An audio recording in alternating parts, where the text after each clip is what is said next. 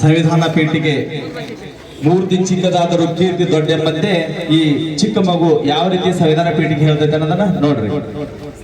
ಇಂದಿನ ಭಾರತ ಸಂವಿಧಾನ ಪ್ರಸ್ತಾವನೆ ಭಾರತದ ಜನಗಳಾದ ನಾವು ಭಾರತವನ್ನು ಒಂದು ಸಾರ್ವಭೌಮ ಸಮಾಜವಾಗಿ ಸರ್ವಧರ್ಮ ಸಮಭಾವದ ಪ್ರಜಾಸತ್ತಾತ್ಮಕ ಗಣರಾಜ್ಯವಾಗಿ ಪಠಿಸಲು ಮತ್ತು ಅದರ ಸಮಸ್ತ ನಾಗರಿಕರಿಗೆ ಸಾಮಾಜಿಕ ಆರ್ಥಿಕ ಮತ್ತು ಸ್ವಾತಂತ್ರ್ಯ ಸ್ಥಾನಮಾನ ಹಾಗೂ ಅವಕಾಶ ಸಮಾನತೆ ದೊರೆಯುವಂತೆ ಮಾಡಲು ಮತ್ತು ವ್ಯಕ್ತಿ ಗೌರವವನ್ನು ರಾಷ್ಟ್ರದ ಏಕತೆಯನ್ನು ಹಾಗೂ ಅಖಂಡತೆಯನ್ನು ಸುನಿಶ್ಚಿತಗೊಳಿಸಿ ಅವರಲ್ಲಿ ಮಾತೃಭಾವನೆಯನ್ನು ಸಕ್ರಿಯಗೊಳಿಸುತ್ತಾ ಮೂಲಕ ಸಂಕಲ್ಪ ಮಾಡಿದವರಾಗಿ ನಮ್ಮ ಸಂವಿಧಾನ ಸಭೆಯಲ್ಲಿ 1949 ಇಸವಿನ 24ನೇ ತಾರೀಖಾದ ಈ ದಿವಸ ಈ ಮೂಲಕ ಈ ಸಂವಿಧಾನವನ್ನು ಅಂಗೀಕರಿಸಿ ಅಭಿನಂದಿಸಿ ಅರ್ಪಿಸಿಕೊಂಡಿದೆ.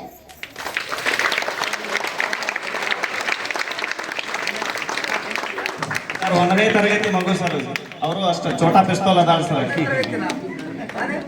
ಈ ವಿದ್ಯಾರ್ಥಿನಿಗೆ ನಮ್ಮ ತಾಲೂಕಾ ನೌಕರ ಸಂಘದ ಕಾರ್ಯದರ್ಶಿ ಆಗಿರ್ತಕ್ಕಂಥ ವಿನೋದ್ ಚವಾಣ್ ಸರ್